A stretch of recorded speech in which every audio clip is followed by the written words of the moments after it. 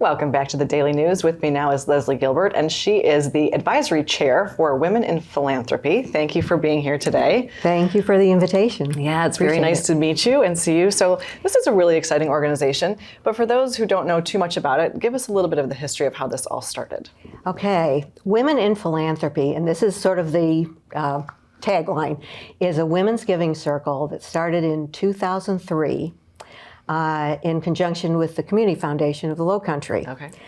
The fun story behind it is that a group of visionaries, recognizing that women control the majority of the wealth in this country, said we'd like more control over our philanthropic giving as well. Okay. So that's what drove this, and this small group of women got 100 of their friends. Wow. To start an endowment, which makes us a little different than some of the other organizations, because we do have an endowment.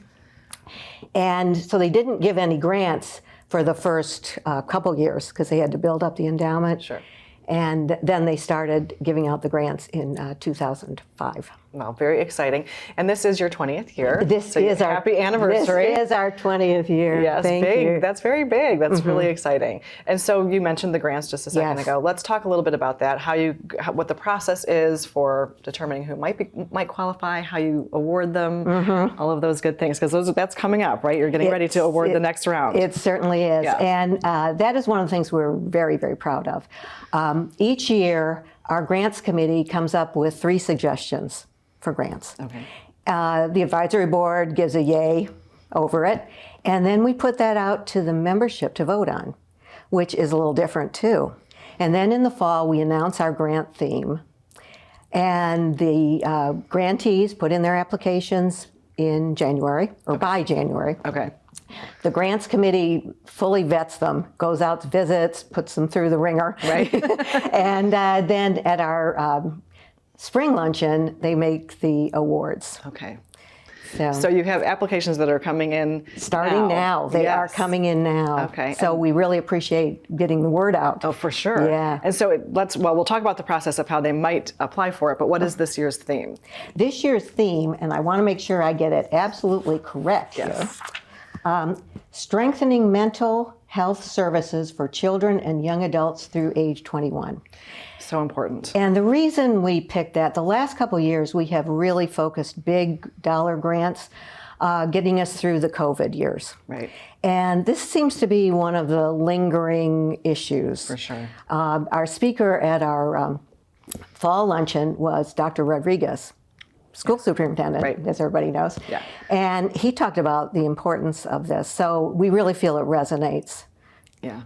Well, I think so many kids through COVID, tended to be more isolated, not have the socialization, getting maybe a little bit more depressed because they're on social media so much more. So what an important topic.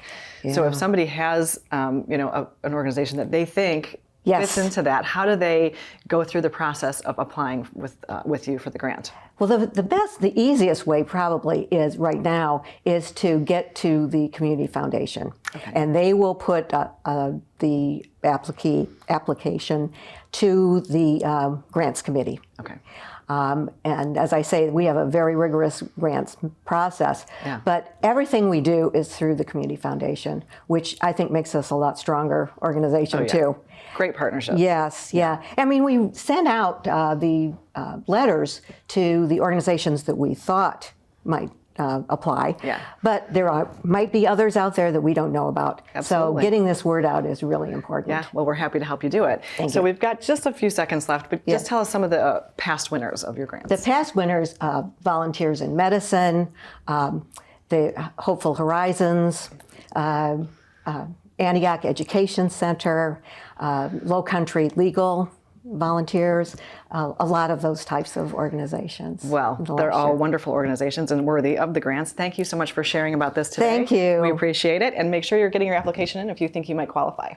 Thanks to everyone on the show today for their insights and contributions. Thanks to S.M. Bradford Company and Currents, my wardrobe sponsor for today's look. As always, our production team is behind the scenes to make all of this possible. And of course, we are honored that you have chosen to share a part of your day with us. I'm Betsy McDaniel, and we'll see you for the next WHHI-TV Daily News.